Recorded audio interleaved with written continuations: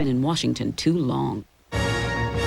Entertainment Weekly calls Nixon the best movie of the year. You have everything you've ever wanted. Why can't you just enjoy it? Joel Siegel of Good Morning America says Nixon's the one. And so is Anthony Hopkins, one of the film's great performances. A man doesn't cry. I don't cry. You fight. Oliver Stone has made a great, shattering movie. When do the rest of us stop paying off your debts? This is Nixon's finish. Nixon, rated R, starts December 20th. Sky 8, only on Northwest News Channel 8. From NBC News in Washington, this is Meet the Press with Tim Russert. Welcome again to Meet the Press. Our issues this Sunday morning, American troops in Bosnia. The government shuts down over Medicare and tax cuts, and 63 days, just 63 days to the New Hampshire primary. Our guest first will go live to Bosnia, where the weather is playing havoc with the U.S. military mission. We'll hear from NBC's Tom Aspel in Tuzla. Then we'll go live to Germany, where we'll talk with the man who will command the 20,000 American troops in Bosnia, Army Major General Bill Nash. And we'll continue our discussion of Bosnia, as well as the budget and presidential politics, with the leader of the Republican Party and would-be president, Senator Bob Dole. And in our political roundtable, we'll be joined by two authors who have looked deeply into the hearts and minds and characters of the two leading presidential contenders. Author Richard Ben Kramer and his book on Bob Dole, and the Washington Post's David Maraniss and his book on Bill Clinton. And in our Meet the Press Minute, every generation of Americans has debated isolationism versus interventionism. We'll see how Averell Harriman advised President Harry S. Truman on January 27, 1952. Now let's go live to Tuzla, Bosnia, where we are joined by NBC's Tom Aspel. Tom, the weather does not look good again. Will the American arrival be delayed yet another day? Well, they're definitely not coming today, Tim. We've got a ceiling here of about 150 feet. The Air Force tells us they need at least 600 feet for planes to be able to land safely. We understand the first troops coming in, probably about 340, 350 paratroopers coming from Italy to secure the airfield. But it isn't going to happen today, Tim. Visibility is probably about half a mile, and as I say, 150-foot ceiling. So just not safe for planes to land at the moment, Tim. Tom, how many American soldiers are on the ground right now in Tuzla, and how are they being received by the local citizens? Well, there are fewer than 100, probably about 75, I think, Tim. They haven't really been off the base, so there's no way of judging what the locals think of them. But those 75 men, in just over a week, they've managed to get in here 65,000 tons of equipment. Everything is in place for the planes to arrive. They've got the equipment to unload those planes. Just a question of when they get here, Tim. What are the expectations of the local folks in Tuzla? What are they looking forward to in terms of the arrival of the American troops? You know, they were saying today that if this is such a crack outfit, how come they can't land in the middle of the night, whatever the weather? And I think the answer is that they're expecting to see the Americans coming in force. They want to see a coordinated operation, to be really impressed by these soldiers coming in.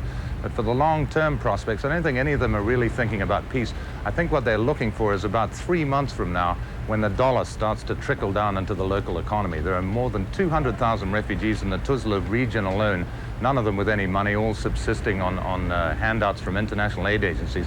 What they really want first is that American dollar, and that's what they're looking forward to, Tim. So the American troops will bring military protection, but also what they hope is an economic insurgence.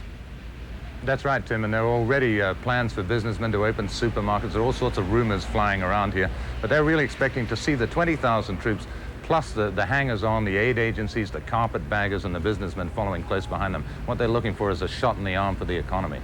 Tom Aspel, we thank you. On the ground in Tuzla, Bosnia, be careful and have a Merry Christmas and a safe one. Thank you. Now let's go to the headquarters in Germany of U.S. Army Major General Bill Nash. He'll command the 20,000 American troops in Bosnia. General, good to have you with us. How long before the 20,000 American troops are on the ground in Bosnia? Well, we're starting to move about 3 days ago when the peace treaty was signed. Our liaison teams have been on the ground for some time now. We've got a lot of folks moving as we speak, and I'm pleased to tell you my Assistant Division Commander, General Stan Cherry, arrived in Sarajevo today. Just a short time ago, he will coordinate with the NATO officials in Sarajevo, then move on up to Tuzla and take over operations there. But the 20,000 Americans will be on the ground by New Year's Eve, is that fair? No, that's not correct. We're going to have a measured entry. It's going to be very deliberate in order to ensure that we take good care of our soldiers and have a safe deployment. How dangerous is the situation in Tuzla, Bosnia, General? Are you particularly concerned about the anti-aircraft weapons that the Serbs have? No, as a matter of fact, we're very pleased with the compliance of all parties to the peace accord. Since the signing in Paris, all indications are that they are proceeding forward in good faith, and I don't think we should overreact to any type of threat right now. Do you think that the Serbs will view American troops as a neutral force based on some of the things that our government has said about Serbian aggression? Well, I think they'll see that the I-4 forces will act even-handedly as we go about our job of enforcing the military tasks associated with the peace accord. What are your rules of engagement, General? Well, our rules of engagement, first of all, are not totally public, and we're not going to talk about them in open forum except to say that they are robust. The soldiers feel good about their ability to defend themselves and, as required, to enforce the peace treaty. Will one of your missions be to help reconstruct the infrastructure, the roads, the bridges, the buildings of Bosnia? Absolutely no, in the terms of nation building. In fact, I've been given specific instructions to the contrary. We will, however, maintain the roads and the supply routes that we use. But you won't be involved in assisting and trying to boost morale of the local people by helping them rebuild their country? Well, in all military operations, there's a thing we call civil military operations, where we will help facilitate within our capabilities with respect to assistance to the civilian community. But there's a whole other organization, as you know from the London conference, that will focus on the nation-building aspects of peace in Bosnia. What's the biggest fear you have heard from your troops about going to Bosnia? Well, I would say that the two that they talk about the most is the cold weather and the associated safety hazards to travel and just keeping warm, as soldiers usually like to do. And also the mine issue has been received a lot of publicity both in the civilian press and in our meetings. Let's tell our viewers about the land mine issue. How many mines are there in Bosnia, and how dangerous are they to our troops? Well, there's a lot of mines in Bosnia. I don't know if the reports are right that range from 1 to 6 million, but from our reconnaissance and from the reports from the UN and reports from the factions there in the country, there certainly are a lot of them in the Tuzla area where we'll be operating. General, you know, many people in the Congress have encouraged the United States government to arm the Muslims, or at least look the other way as new armaments flow to the Muslims to help level the playing field in their struggle against the Serbs. Doesn't that put our troops in a rather dangerous situation? Well, the U.S. forces that are part of the NATO effort to conduct the implementation of the peace accord are not involved in the arm and train mission, and we will behave and conduct ourselves even-handedly, so I don't think that's a major concern that we have. Will we look the other way if a third party tries to arm the Muslims? Oh, I'm not going to look any way except concentrating on the tasks we've got to do with respect to the separation of the forces, the establishment of freedom of movement in the area, and those military tasks that I've been given to do. As you know, several of the Serbian leaders have been identified and charged as war criminals. If they fall into your hands, will they be taken into custody? Well, if we run across somebody that's been indicted for a war crime, we'll turn them over to the proper civil police authorities. I want to talk about morale for your troops. About 200 members of the House of Representatives passed and voted for a resolution saying that they do not support this mission. Almost half of the American people say that they do not support sending troops to Bosnia. What effect does that have on the morale of people who are heading to Bosnia to represent the United States?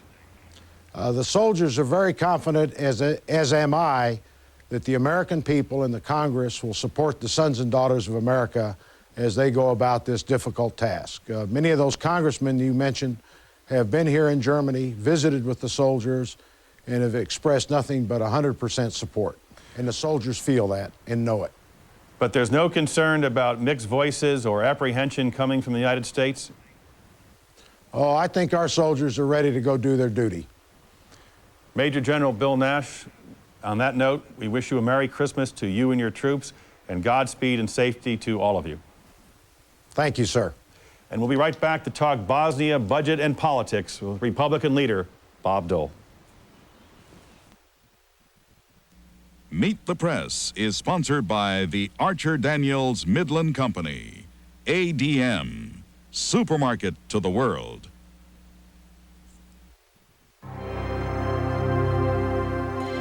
There's a race going on in this country, and the stakes are high. It's a race to save one of America's most precious resources, our topsoil, from a disaster that could ultimately threaten the survival of our civilization. In just 100 years of deep plowing, half the topsoil in much of our most productive farmland has been blown or washed away, severely threatening our ability to grow the food we need. Today's farmers are gearing up for the race by turning from deep plowing to an innovative practice that reduces soil erosion as much as 92%. It's called no-till, and compared to conventional plowing, it saves labor, time, and fuel while preserving water quality and helping protect the environment. By adopting such practices now, we can save our topsoil for countless generations to come. And thanks to the American farmer, we're gaining ground every day.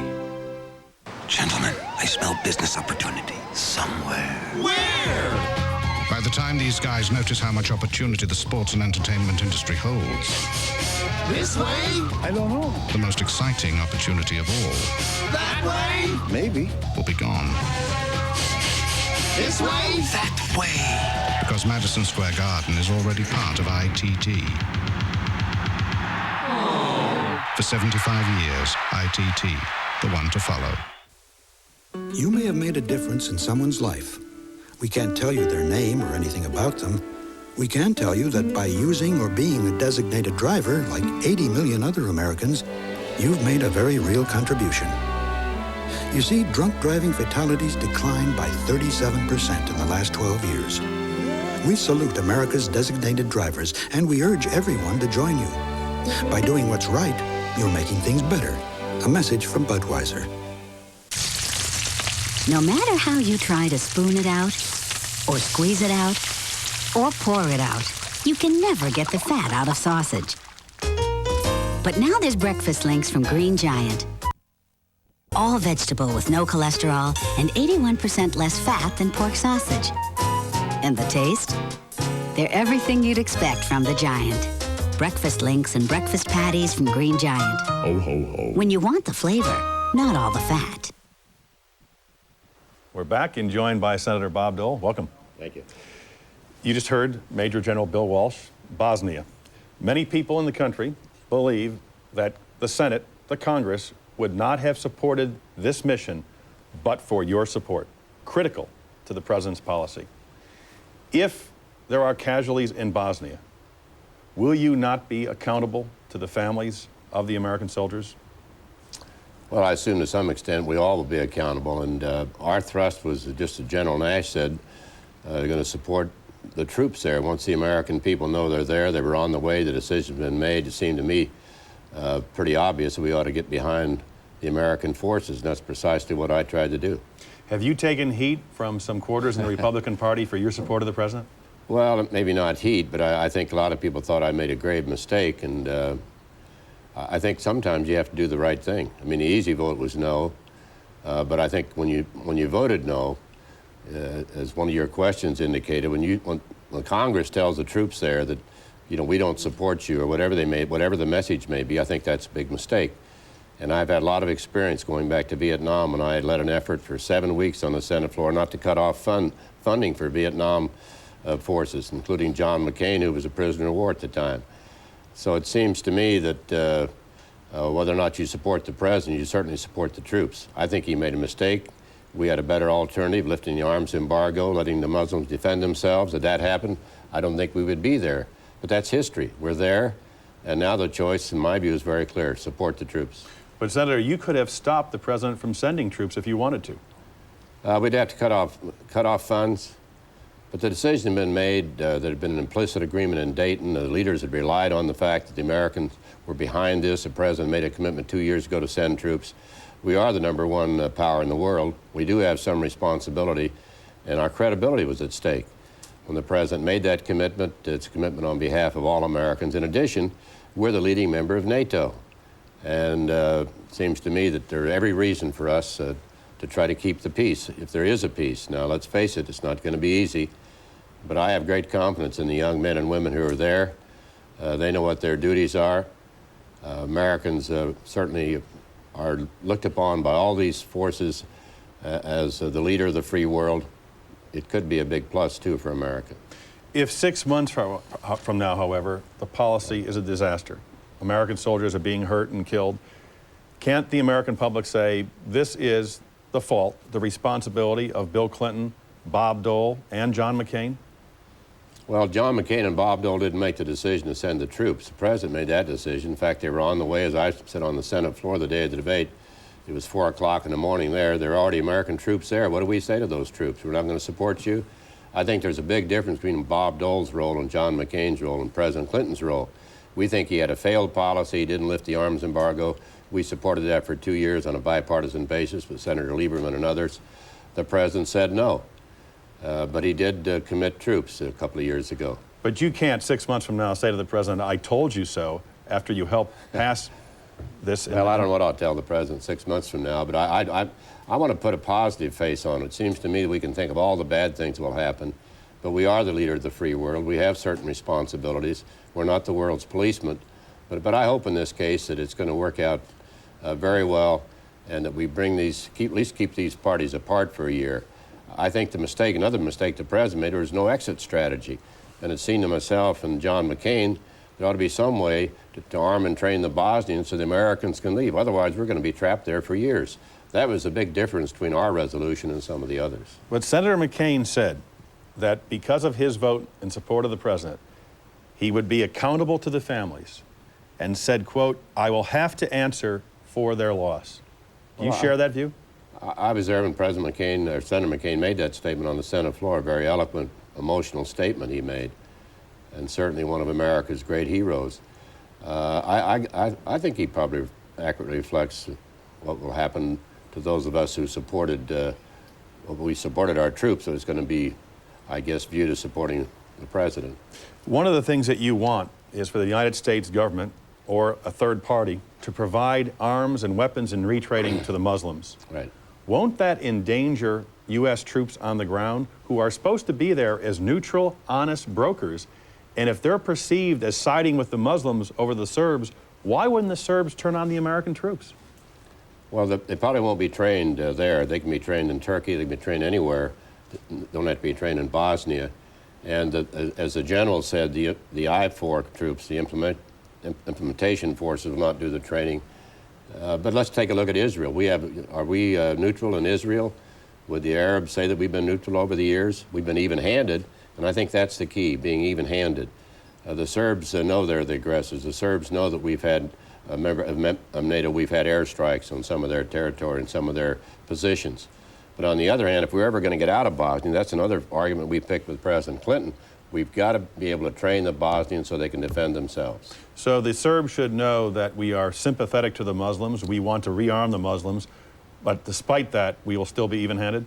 Even-handed, as the general said, is a key word. He's not going to get into the policy of training or not training, but it does seem to me it's a myth. The Serbs know that we're not, quote, neutral. They know who the aggressors are. We wouldn't be there now if it weren't for the Serbs. We wouldn't be putting 20,000 Americans in harm's way. So they can understand that we're there, we're going to be even-handed, but at the same time, we certainly sympathize with the plight of the Bosnians who've lost about 250,000 innocent people over the year, women and children, a couple of million refugees. they must understand that while we're even-handed, we're not really neutral, and I think that's a figment of somebody's imagination in the State Department. You talked about an exit strategy. Right. Will the troops be home within a year? Well, if we have an exit strategy, I think they can be home for the right reason. Now, if it's a political year and the president starts taking troops out in October, September for political reasons, I think that would be a mistake. But if the troops are still in a year from now, would you then think about cutting off funding in order to bring them home?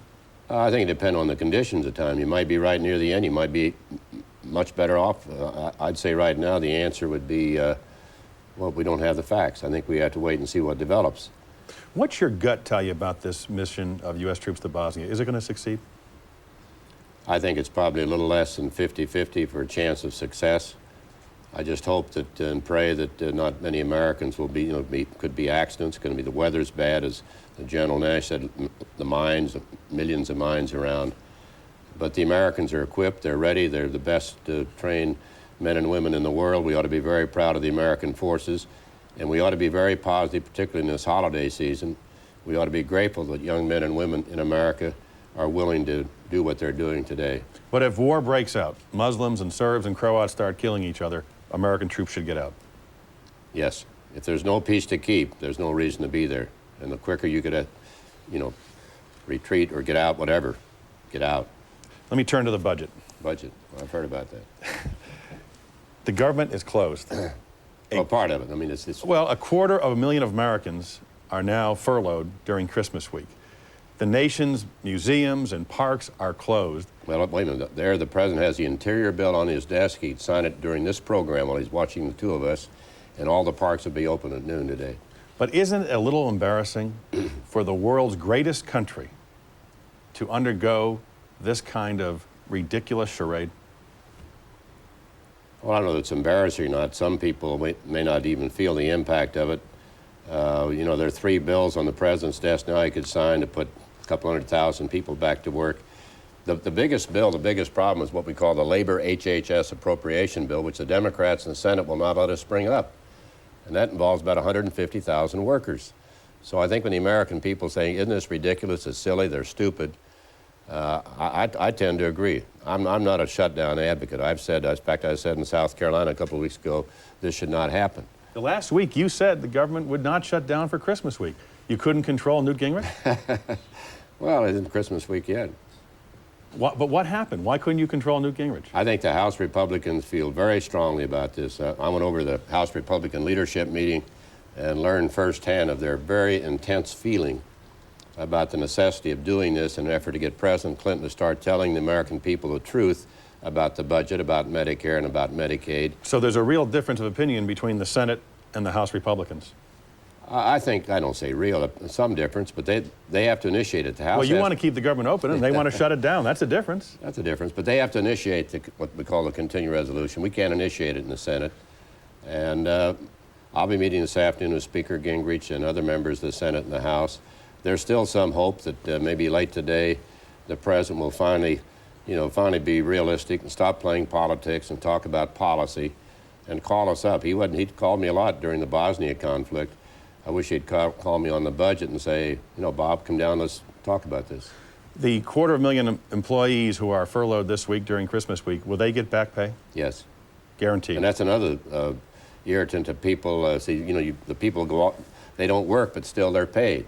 Well, it's not their fault. Federal employees shouldn't be punished because the Congress and the President are at odds. Well, let me tell you what a few people said to me. Why should the Congress and the President be paid when the government shut down? Why shouldn't they go without a paycheck until they agree on a budget? You for that? I'm for that. In fact, I've already sent my first check. I have a letter from the Treasury acknowledging receipt of the money I sent back for the last shutdown, and I'll do the same this time. Will you introduce legislation saying the Congress and the President should not be paid until we reach a deal? It's been introduced. We can't get it passed, so I think individuals have to, if they feel as I do, they don't take the pay. They send it back to reduce the debt. Would you call on the President this morning not to take his paycheck until an agreement is reached? He's paying for the Christmas tree, I guess. Maybe that'll be part of it, but keep the lights on the Christmas tree near the White House. But everybody has to make their own judgment. I said in New Hampshire earlier this year that if the government shut down, we shouldn't be paid. So I just tried to be consistent with what I said. The issue seems to be for the Democrats that the Republicans are insisting on tax cuts.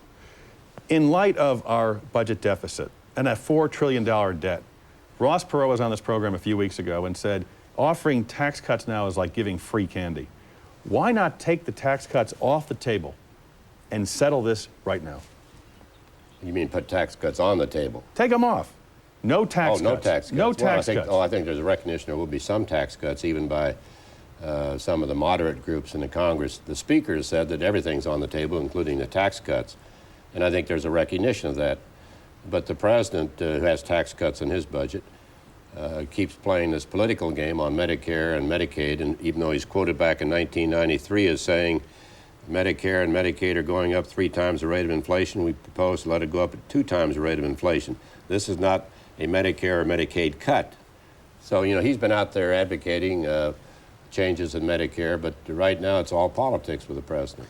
Senator, I'm very disappointed, I must say, having helped the President on NAFTA and helped the President on GATT, I think helping to some extent with reference to Bosnia, that he would totally ignore us when it comes to the budget. You've been stronger than that. You said he didn't tell the truth. I mean, you basically called the President a liar. No, I said he didn't tell, wasn't quite accurate. You said he didn't tell the truth. You said he didn't tell the truth. Where I come from, that's saying he's lying. Well, there's a difference where I come from. But in any event, he didn't tell the truth. Well, you also said he's spewing garbage.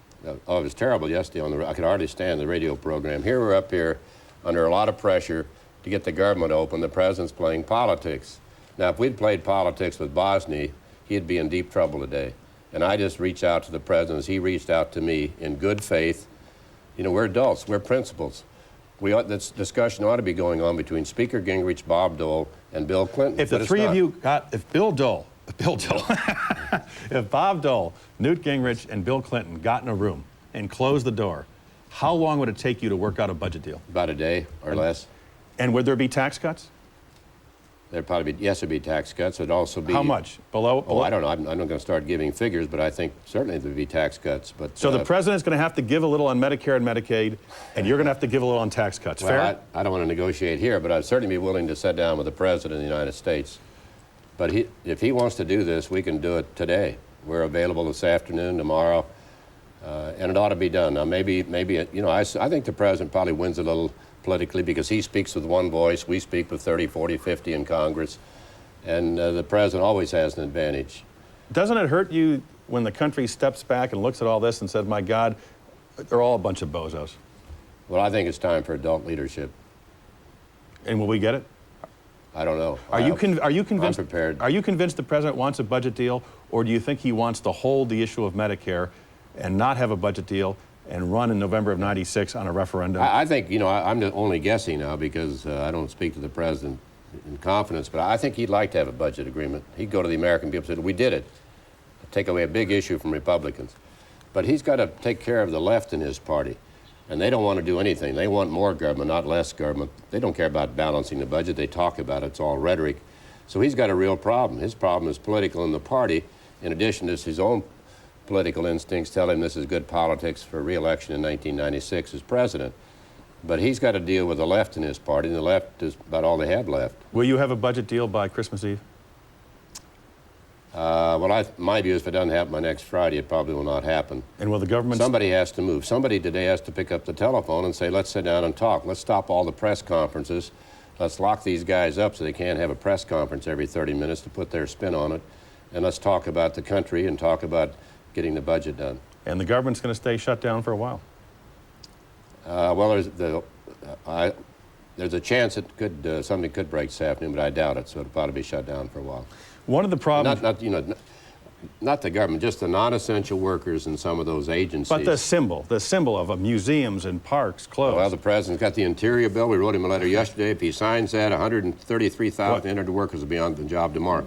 The only one objecting to the interior bill is Vice President Gore. He ought to sign that today and send Gore out to lunch. One of the problems you have, you're also running for president, and you're feeling pressure. Not very hard because we're trapped here in Washington. But you're feeling pressure from the right, the way President Clinton feels pressure from the left. Let me show you a commercial that Steve Forbes is running against you in New Hampshire. You can afford it. Now candidates Bob Dole and Phil Gramm are making more promises. But remember 1990. Bob Dole, Phil Gramm, Washington politicians. It's time for a change. Isn't that the problem? No matter what deal you sign off on, Steve Forbes is going to hammer away that you're a Washington insider who likes to cut deals? Well, I'd like to know a lot of the deals he's cut. He's gotten a lot of money, made a lot of money, inherited a lot of it, I suppose. But we have to be responsible whether Steve Forbes likes it or not. I mean, I am the leader of the Republican Senate. I try to do the right thing. I'm willing to make the hard decisions. They're not always going to be popular, as I found out just recently. That doesn't mean you stop because somebody runs a 30-second commercial. This is not about politics. This is about America and about America's future and our children, about reducing interest rates on a car loan or a student loan or a home mortgage. This is big-time decision time. We ought to be doing our job. If you don't get a budget deal, you think Alan Greenspan and the Federal Reserve might raise interest rates? I hadn't thought about that, but we'll have to look to the Fed for discipline. If we don't get a budget agreement, I think it's unfortunate. Will it be a disaster? Well, we'll still make a lot of savings in the appropriations process because we have a Republican Congress. We'll give the president what we call a continuing resolution so tough, he'll wish he'd have made a budget agreement. Do you have the Republican nomination pretty well locked up? Well, I don't think so. I hope so, but I don't think so. I mean, we still have 63 days, I think, until, New Hampshire? And less than that, 50-some until Iowa. Those are the two big states. But I'm going to be working as hard as I can, but it's difficult for me to do a lot right now with our responsibilities here. If you become the nominee, what will be the big issue, the central issue that you will campaign against President Clinton on? I think, one, it depends on whether or not there's a budget agreement. If there's a budget agreement, that takes off a big slice. If not, then that'll be the issue. What happened? Why didn't the president provide the leadership? And we sent him a balanced budget. He's already, let's take, he's vetoed one balanced budget the Republicans sent to him this year. And he says to you, that's right, there is no budget deal, Bob Dole, because you want tax cuts for the rich and you want to punish the poor people and children of this country. Yeah, well, how do you respond? I wish he'd stop talking that way. But how would you respond? I would say it's not accurate, Mr. President. You know what he's doing in Medicare, for example? He's asking people who clean up this headquarters around here, who pay their taxes, making $20,000, $30,000, $40,000 a year, to subsidize seniors who may make $1 million a year in what we call Part B Medicare. He wants the rich. He's trying to protect the rich, and he's going to make the working people of this country pay for it. So he gets, all these little sound bites, in my view, are not going to win him re-election in '96. We're going to talk about the issues, talk about downsizing government, talking about values in America, talking about America's leadership around the world, or lack of it under this administration. Will character be an issue? Well, I assume character is always an issue in every race. Will Whitewater be an issue? Whitewater, I assume, will be an issue. And again, I've never talked about Whitewater. I have not made any reference to President or Mrs. Clinton about Whitewater. But why would Whitewater be an issue? What is it about it? Because it's still bubbling out there. Now we have the question of turning over certain notes. Same thing that Nixon had questions about years ago on Watergate, and the Democrats pounded and pounded and pounded until they finally succeeded. I think it's a question of credibility. Even the Washington Post has editorialized that this is not the way things should be done in the White House. There's almost the feeling out there they may be hiding something. What are they hiding? What are they hiding? I don't know, but I wish they'd give the information to the committee, and then they'll make a decision. The American people have a right to know whether we're Bill Clinton, Richard Nixon, Bob Dole, or whoever. Abortion is a big issue in this country to a lot of people. There's now a movement within the Republican Party to say, listen, the American public does not want to make abortion illegal, but they want to reduce or discourage abortion. Is that pretty much your view? Well, certainly I want to discourage abortion. I'm also, have been, continue to be pro-life. I'm opposed to abortion. But you don't want to make it illegal. Well, it should be illegal as far as Roe versus Wade's concerned. Ban completely? No abortion, period? No, with exception of life of the mother, rape or incest. We have some exceptions. A constitutional amendment to ban all abortion? I supported that one time. I would not do it again. You would not? No. Why? I think there have to be some exceptions. I think there are other things we can do as far as parental notification. My view as a Republican candidate is this shouldn't be a dominant issue in the Republican nomination or the campaign for president in 1990. It's a very important issue to many, many people. They feel very strongly about it. We have people on both sides of the issue who are Republicans who feel strongly about it. I'm not trying to divide the party. I want to multiply Republicans, not divide Republicans. What happens if Ross Perot runs as an independent? What does it do to your chances? Doesn't help. It hurts you? Well, early indications would indicate that it helps us, but it depends on his campaign and depends on my campaign. And it also depends on what happens to Bill Clinton, President Clinton.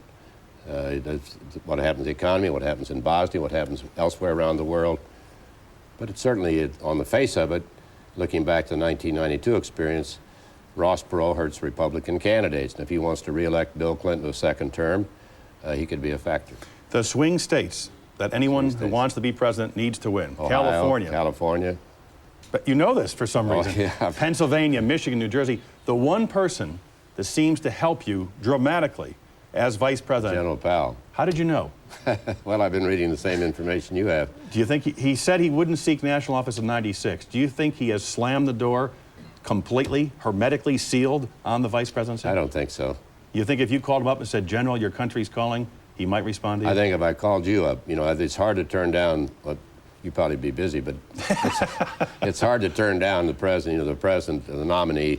Would you be willing to serve as vice president of the United States of America? No, I'd be surprised if some people would do it. Some have turned it down. Well, you'd be surprised a man with General Powell's background would turn you down. I think with his concern about America, his service to America, and his concern about the future, bringing people together, blacks, whites, Hispanics, you know, we are one nation. And my view is that he would answer the call to duty again. We have, following you, an interview with Richard Ben Kramer, who wrote a book called Bob Dole, right. And David Marinus wrote a book on Bill Clinton. In his new book, Bob Dole, Richard Ben Kramer asked you, what's the first thing you would do as president? And this is what you said. Let me show you something on the screen here. Haven't thought, if I get elected at my age, you know, I'm not going anywhere. It's not an agenda. I'm just going to serve my country. I thought it was pretty good answers. I'll think more about it. Let me try it again, though. What's the very first thing you would do if you were elected president of the United States? Well, first thing I'll do is to be consistent with a balanced budget approach in the 7 years and send up a budget that would take us to a balanced budget by the year 2002. And I'd also send up a constitutional amendment for a balanced budget and ask the Congress to send it out to the states. Senator Dole, we thank you for joining us, and have a Merry Christmas to you and Mrs. Dole, and be safe on the campaign trail. We'll see you in Iowa, New Hampshire. Happy holidays, and I hope the government's open by Tuesday. And where can the president reach you if he wants to call you? I've got a beeper. Coming next, two authors with interesting insight into Bob Dole and Bill Clinton, and Bob Dole's beeper number right after this.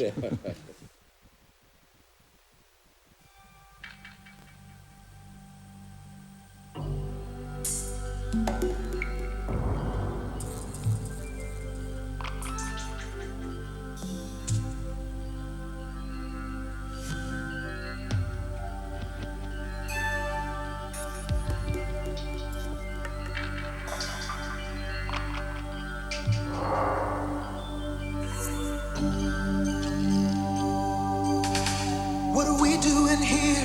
Well, it's perfectly clear. We're bringing good things to life.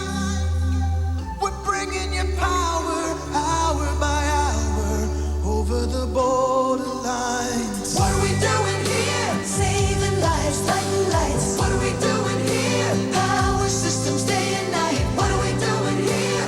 We bring good things to all the world. We bring good things to life. What are we doing here? Way up in the air. We're helping the world go round. We're helping to make it a better place, right from our own hometown. What are we doing here? Transportation, innovation. What are we doing here? Engines and communications. What are we doing here? We bring good things to all the world. We bring good things to life. Every second of every day, there are 3 new mouths in this world to feed. Hundreds of millions more by the year 2000. And the majority of them will be born in countries where malnutrition is already reaching alarming proportions. Right now, the world has the food and the resources to conquer hunger. But it won't happen as long as we continue to look the other way. ADM, Supermarket to the World. Books on Dole and Clinton after this brief news and weather update. Good Sunday morning to you. Here's a look at the news today. The full impact of the federal government shutdown may be felt tomorrow. Until now, mostly tourists have felt the sting of the budget impasse. Federal parks and other sites were closed. President Clinton held a Democratic strategy meeting, but some party members challenged his insistence on a tax cut. And some American troops are heading from Hungary to Croatia by rail today. Authorities are hoping the weather over Tuzla will clear, allowing for an airlift to Bosnia. Fog and ice at the airport have made landings unsafe, but military officials say they'll be ready to fly in the first wave of troops as soon as the weather improves. And a diplomatic logjam is now broken in the Mideast. Secretary of State Warren Christopher restarted the peace process between Israel and Syria. Leaders from both countries will meet near Washington in 10 days, with more talks planned for January. And 3 people are dead outside of Cape Town, South Africa, where a chemical plant fire caused a noxious cloud of gas. The flames spread across a field to a pile of sulfur. The burning chemical created deadly sulfur dioxide. 2,500 people were told to leave their homes, and at least 100 were overcome by fumes. And 2 elections of interest are taking place today. Russians are choosing a new parliament, seen as a test of President Yeltsin's Western-style reforms. And Haitians are electing a new president because Jean-Bertrand Aristide is constitutionally barred from seeking another term. Well, the French are returning to work, ending a crippling 3-week nationwide strike. 500,000 government workers protested yesterday, far from the 2 million organizers had hoped for. Rail workers were back on the job on Friday. More unions should return by Monday. And there's more trouble for Representative Enid Green-Waldholtz of Utah. The Salt Lake Tribune took a poll of her constituents, and 42% of them think that she should quit. Waldholtz held a 5-hour news conference and blamed her estranged husband for her woes. That's a look at the news this Sunday morning. Now back to Tim Russert in Washington.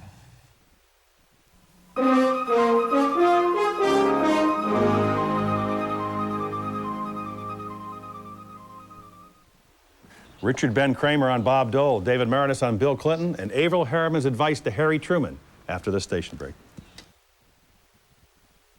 This week on Today, last-minute gift ideas. Also, Martha Stewart's Christmas cookies. Plus, Al Pacino and his explosive new movie, Heat. See what a difference Today makes this week. It's called a peace mission, but what are the chances of success? Just what lies ahead for America's troops in Bosnia? Don't miss the Sunday edition of NBC Nightly News tonight. When you're talking about Italian clothing at the Men's Warehouse, high fashion and high quality don't always add up to high prices. I guarantee it. If you have a gardener on your gift list, it doesn't matter if they're a beginner or advanced. You can find a lot of really nice gift ideas at a garden center, starting with a nice basket of poinsettias. Or how about a really nice galvanized watering can, especially one with a wide opening so you can mix fertilizer easily. Or how about one of these little gnomes or critters for your deck? Or buy a tote and fill it with things they can use, like a nice pair of leather gloves, a gardening apron, or a pruner is always appreciated. You could buy a nice ceramic pot with a gardening book, or Native American wildflowers in a can. There's terrariums and birdhouses, or indoor projects like amaryllis or bulb kits, which are also great for mailing. This tabletop fountain is a unique idea, and electric pole pruners always come in handy. So if you're out of time and out of ideas for Christmas, stop by a garden center. I'm Mike Freeman. See you next time on The Northwest Gardener. News Channel 8 can also be seen on these local translators. We're back on Meet the Press. Richard Ben Kramer, David Marinus, welcome. 2 great books, Bob Dole and First in His Class on Bill Clinton. Richard, Bob Dole, tell us about him. What should the American people know about a man who might be president? Well, Tim, as you know, most things that everybody in Washington knows are wrong. And most of what is known about Bob Dole, I think, is wrong. You know, Dole has a reputation as being this tough guy who gets nasty in the clinches and such. I find him to be a very tender individual. I know that's a minority view.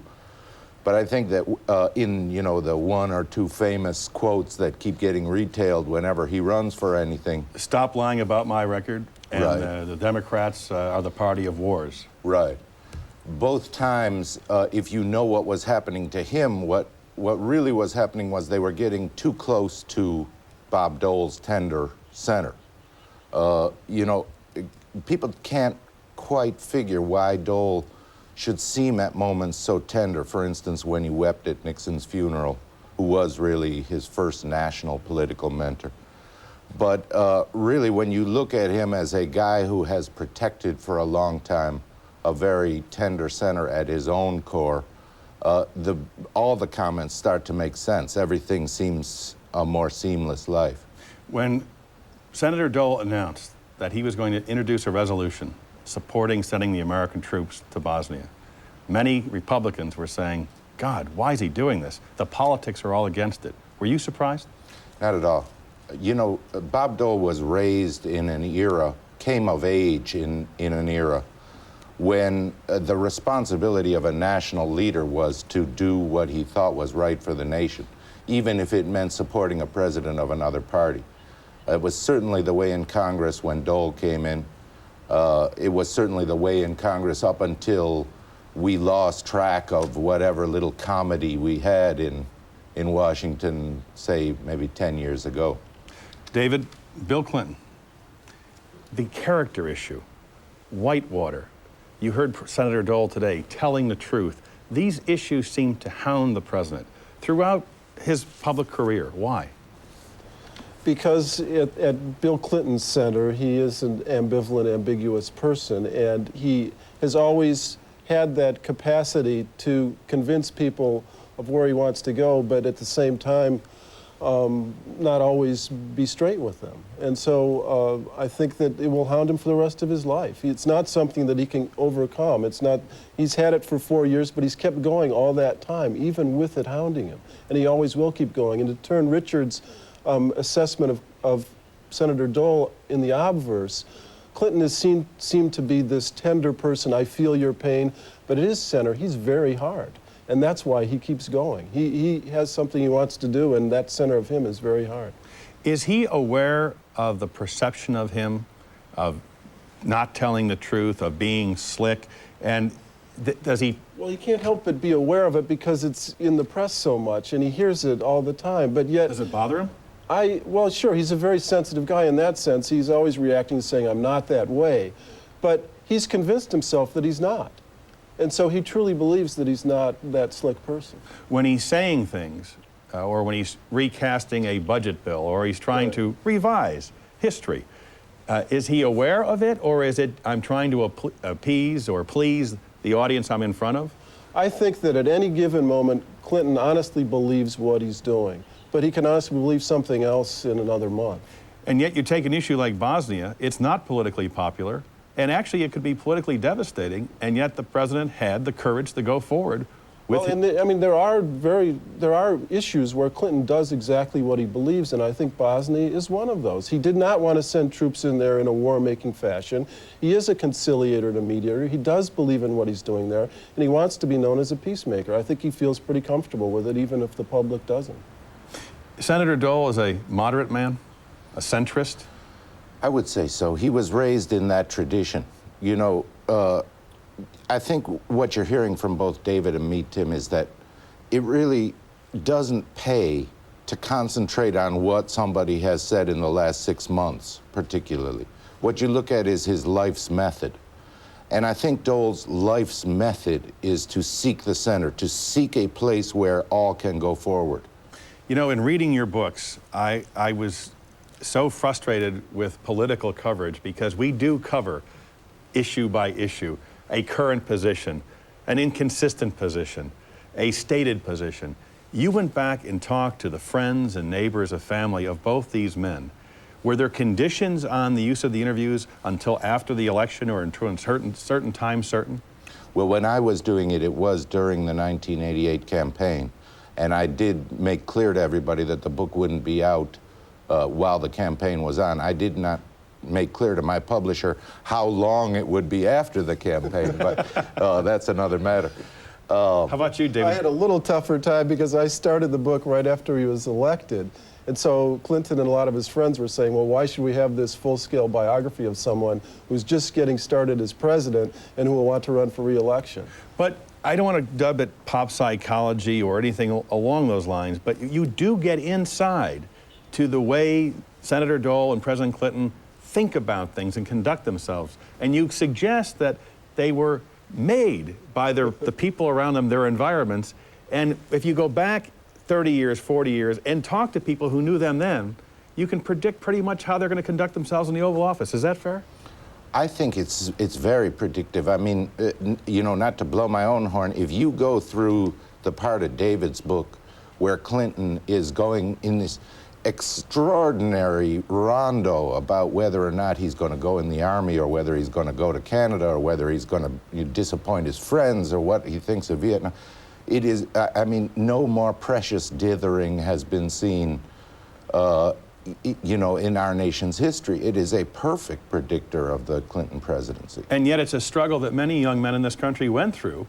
And why wouldn't Bill Clinton say, listen, I'm not unlike a lot of other people in my generation, as opposed to saying that didn't happen quite that way? Well, he's often, I mean, what he'll usually say is it didn't happen quite that way to almost anything that you say. I mean, what is illustrative about Clinton in the draft is not how he dealt with the draft, but that it's just one symbol of how he deals with so many things in his life. What's Senator Dole's biggest weakness, you think, in terms of the presidency? I'd have to say that the same thing that is his strength. The tradition of trying to get an agreement to go forward makes it very hard for him to stake out some kind of stark moral vision. You know, we almost demand of our politicians these days that they get it down to 5 words for us. You know, if it doesn't go on a bumper sticker, we don't listen. And the world is much more complicated to Bob Dole. He's a guy who has dealt with these issues for 30, 40 years now, and he knows how complicated it can be. Was it difficult for you to watch him try to appeal to the more conservative elements of the Republican Party? Did you see him going through some contortions that... I think it was a lot more difficult for him than for me. But it was obvious to you? Yeah, I think it's obvious to anybody who watches him. You know, I think people are very smart about their politicians when they watch them on TV and see a little 30 seconds of them here and 30 seconds of them there. People get a very good sense of where these guys stand at the moment. I think what a book like David's or mine supplies is how they got to that point. David, are you going to update your book for the '96 campaign? I'm going to write about Bill Clinton, but not another book about him. Not another book? I don't think so. I'm hoping to write a book about someone quite different, Vince Lombardi. And on that note, the Buffalo Bills over the Miami Dolphins today. How's that for a segue? David Marinis, Richard Ben Kramer, 2 great books, first in his class, and Bob Dole, terrific reading and very insightful into 2 men who want to be our president beginning again in November 1996. We thank you for joining us, and please come back. Great, thanks a lot. And coming next, our Meet the Press Minute with Avril Harriman. Meet the Press is sponsored by GE. From power generation to medical systems, we bring good things to life. To experience the true joy of cooking, it must be pursued with reckless abandon and total disregard for the inevitable splatters, spills, squirts, and the occasional splash. Fortunately, GE's profile cooking appliances have ingenious quick clean features like lift-top ranges, self-cleaning ovens, easy wipe surfaces, and sealed burners, so they clean with just a wipe. GE's profile appliances are so easy to clean, they take the joy of cooking to new heights. This holiday season, we'd like to thank you for helping Lexus attain the highest customer loyalty of any luxury import. So we're celebrating with a December to Remember sales event. Thanks to Lexus corporate support, you'll find remarkable year-end values on the finest cars on the road. So don't miss the December to Remember sales event. When it comes to customer loyalty, Lexus is the toast of the town. Lexus wishes you the happiest of holidays. The final curtain comes down on the fallen empire of Charles Forsyth King. From a small investment firm, he built a dynasty that ruled Wall Street. Times were good, but times change. King's mistake was in preferring paper money to paper itself. He should have invested in timber. What he thought was a bull market began to bear down on him. I kept telling him, Charlie, you hit a brick wall. Buy bricks. He worked us day and night. All that electricity. Too bad we didn't have our money in coal. Where once stood a mighty Xanadu was now a ravaged financial ruin. Well, it tells me that he failed, but not why. Hey, what were his last words? They say it was one word. The one thing he wished he had. Hansen.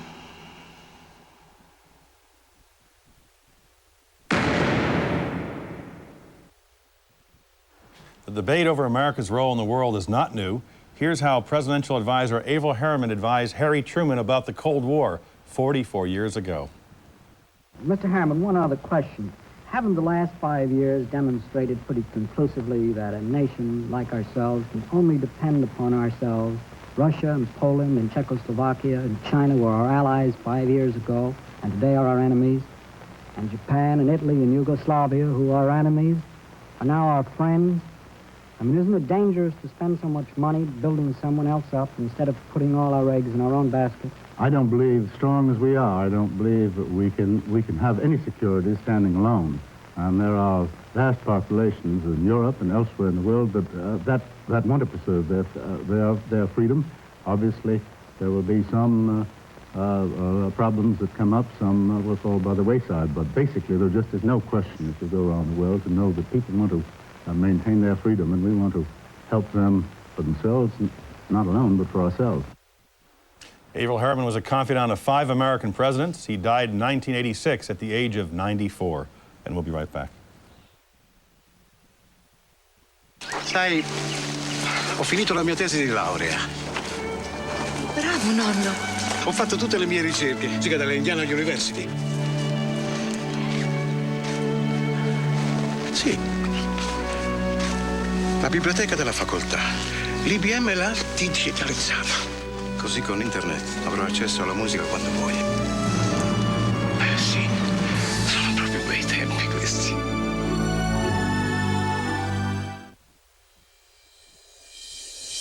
When you're selecting mutual funds, we don't recommend throwing darts. Unless, of course, this is what you're throwing at. The Select List, only from Charles Schwab. Culled from the over 350 no-load mutual funds we provide, it's an objective, easy-to-use summary of the historically high performers. For a free trial subscription, call 1-800-5-NO-LOAD. It just may help improve your aim.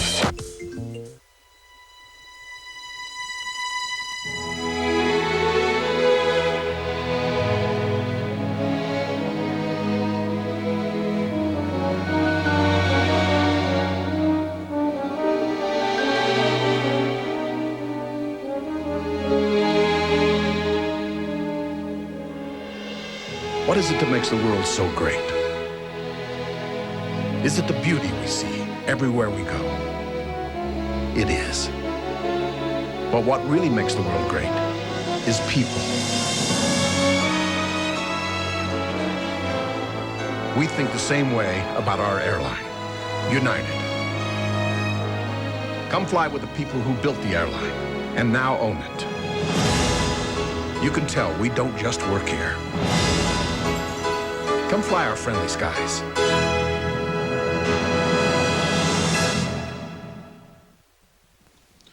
Protect your children. Talk to them about violence before they're a part of it.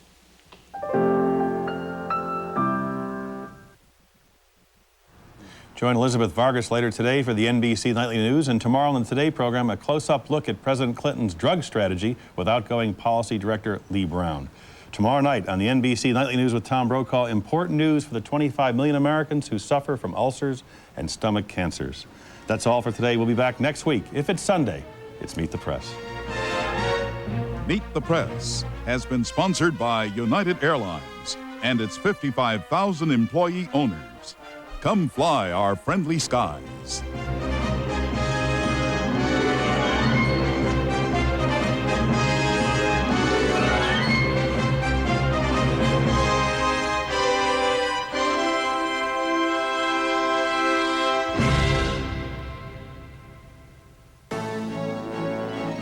The world is now watching Meet the Press with Tim Russert.